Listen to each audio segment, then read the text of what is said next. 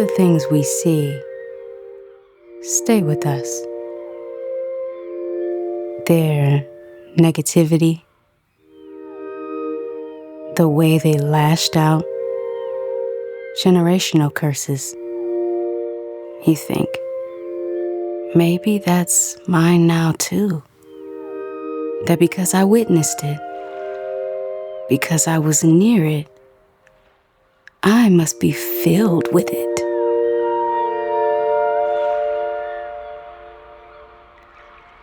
But observation isn't inheritance.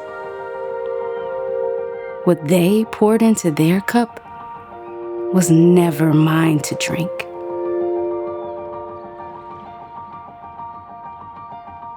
Let them keep their cup.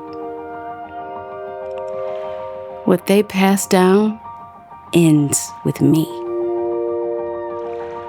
What I pass down starts with me.